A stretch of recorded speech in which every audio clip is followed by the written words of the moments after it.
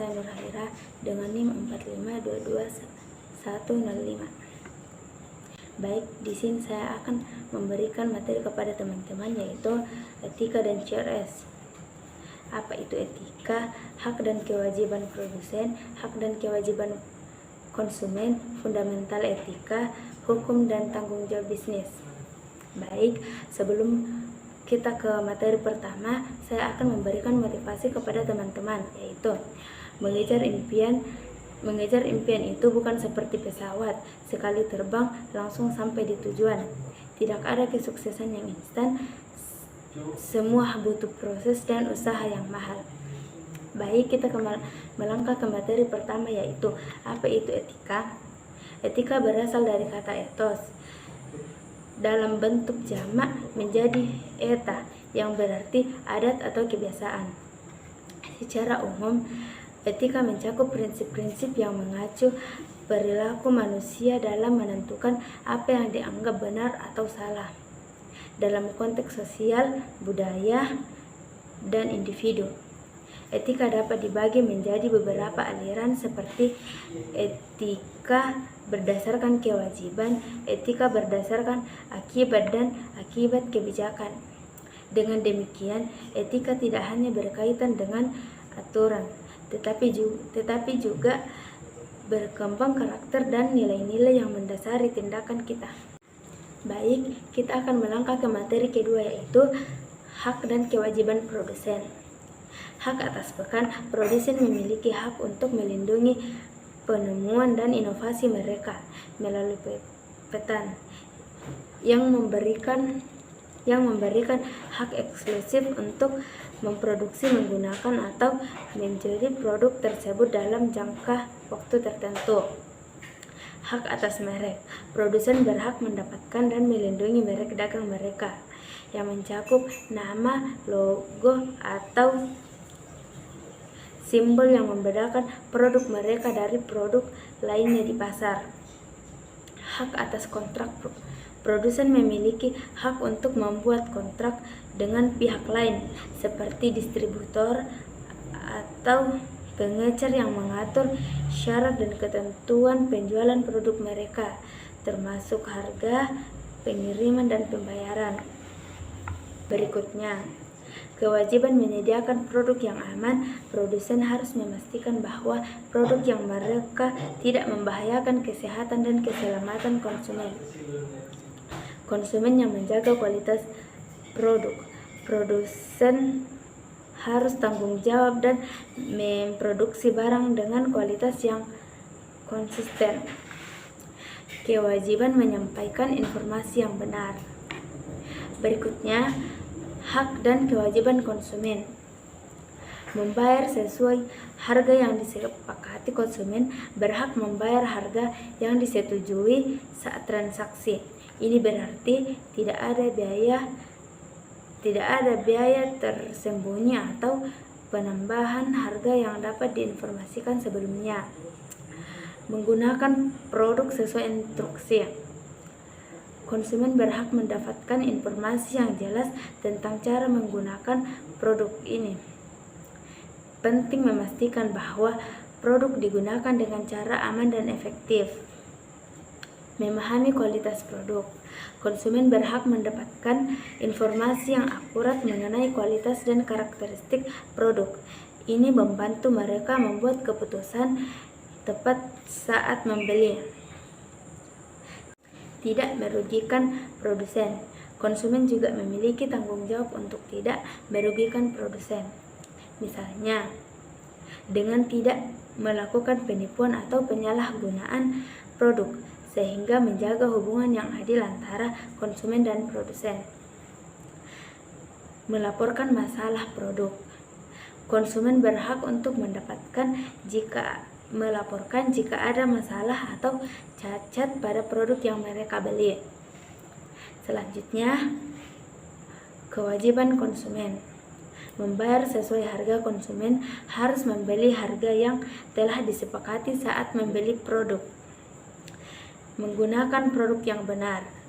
Konsumen diwajibkan menggunakan produk sesuai dengan petunjuk dan penggunaannya. Memahami informasi produk.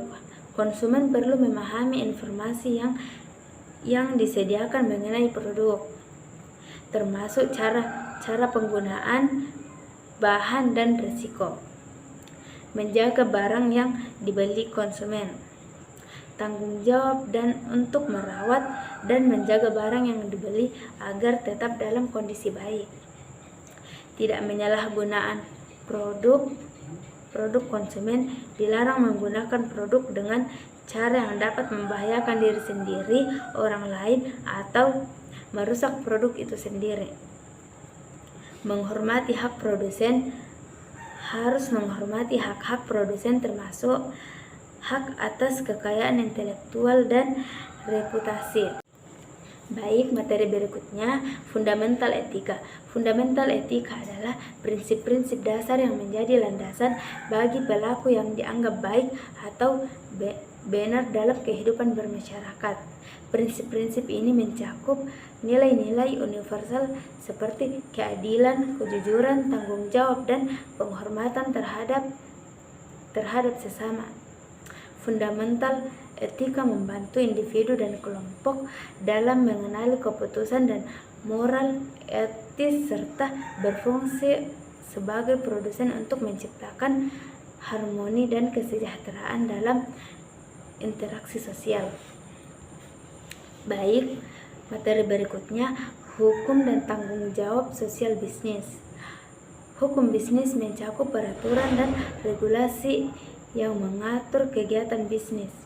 Ini meliputi berbagai aspek seperti kontrak, ketentuan yang mengatur hubungan antar pihak dalam perjanjian bisnis, perlindungan konsumen, aturan untuk melindungi hak-hak konsumen, perpajakan, ketentuan mengenai kebijakan pajak yang harus dipenuhi oleh bisnis,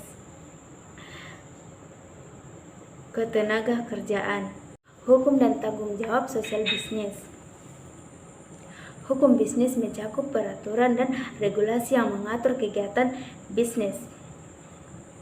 Ini meliputi berbagai aspek seperti kontrak, ketentuan yang mengatur hubungan aspek antar pihak dan perjanjian bisnis, perlindungan konsumen, aturan untuk melindungi hak-hak konsumen, perpajakan, ketentuan mengenai kebijakan pajak yang harus dipenuhi oleh bisnis,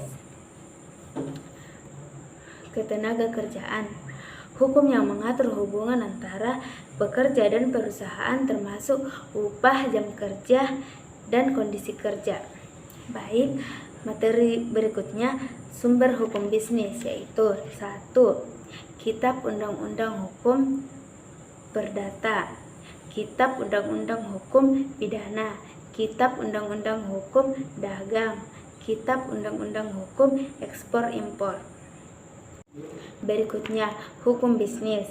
Hukum bisnis adalah suatu cabang hukum yang mengatur kegiatan dan praktik bisnis, termasuk semua aspek yang terkait dengan transaksi komersial, kontrak, serta hubungan antara pelaku usaha dan pihak-pihak lain seperti konsumen, pemerintah, dan masyarakat. Hukum bisnis berfungsi sebagai kerangka kerja yang membantu menjaga kepastian dan keadilan dalam kegiatan bisnis. Dengan adanya hukum ini, pelaku usaha dapat beroperasi dengan lebih terarah, sementara konsumen masyarakat dapat dilindungi dari praktik bisnis yang mengikuti. Berikutnya, tanggung jawab sosial atau yang lebih dikenal dengan Corporate Social Responsibility atau CSR. Dalam konsep di mana perusahaan tidak hanya bertujuan untuk mendapatkan keuntungan, tetapi juga operasional mereka. CRS mengacu pada tanggung jawab yang dimiliki perusahaan terhadap masyarakat dan lingkungan di mana mereka beroperasi serta berkontribusi positif yang dapat mereka berikan.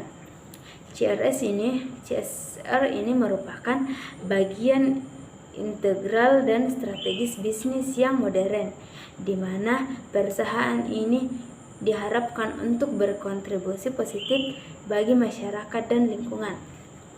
Baik, inilah materi dari saya, semoga dapat dimengerti. Assalamualaikum warahmatullahi wabarakatuh.